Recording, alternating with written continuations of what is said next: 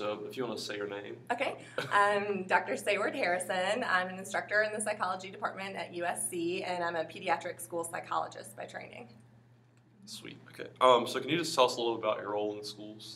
Sure. So I was trained, I have a specialist degree in school psychology, and I worked for a few years as a school psychologist. And then I went back for a PhD in health psychology. And after that, I was really more of what you call a pediatric school psychologist. So my expertise is in understanding kids' learning and development, and particularly how chronic health conditions and different disabilities affect their developmental trajectory.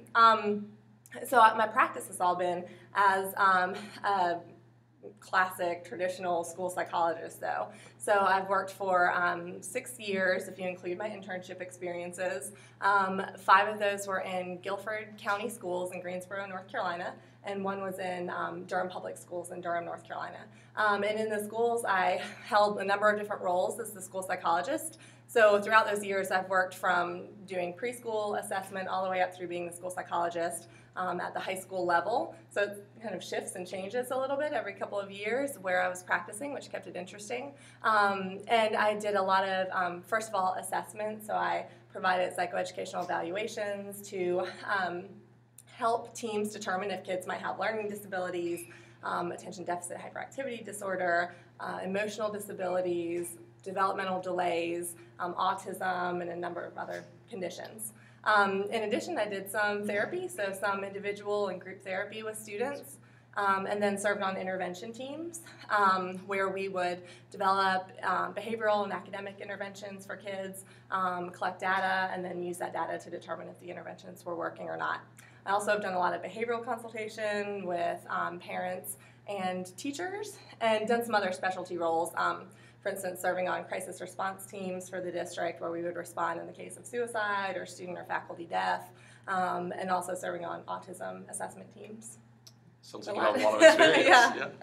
Yeah. So how have you seen bullying play out in your schools that you were active in? So I think that I was from a very progressive large school district. So as I was telling you, in North Carolina, our school districts are composed of an entire county, and so we were in the county that contained Greensboro, North Carolina. A nice suburban, actually it was a real mix. There were some very rural areas within the county all the way up to the city of Greensboro, which is rather large. So we served between, I'd guess, around 90 to 100,000 students, had probably 120 to 130 schools. So it's a large district, lots of great initiatives and lots of funding and resources. So in my district, I saw a real emphasis on bullying, so on rolling out anti-bullying prevention programs and on intervening like immediately if there was ever the slightest suspicion that bullying was going on. So we had in the elementary schools, that's where I've worked for the last couple years, we had really clear processes laid out. If a child reported to a teacher or parent that he or she was being bullied, if they received a note or whatever, it immediately went usually to our assistant principal who would handle it, get the counselor involved, occasionally get me involved, although my role was really, if it was really a severe case, then I would have been involved, but it was, if it was something that could be handled more just at the classroom and level with parent and teacher involvement, then usually it was the counselor and the assistant principal dealing with it. And so were those responses across the board, like in the middle schools and high schools as well? Or? So my last several years, when I've been in the high schools, I haven't been involved in that as much. So at the high school level, I was mainly just doing evaluations. So I can't really speak to that. In middle school level, it's been years since I worked at a middle school. But I know our district took a really strong stance and really tried to make parents, teachers, and everybody at the school, bus drivers and so on, super aware of bullying. So our district uses a PBIS approach, so positive behavior intervention and supports.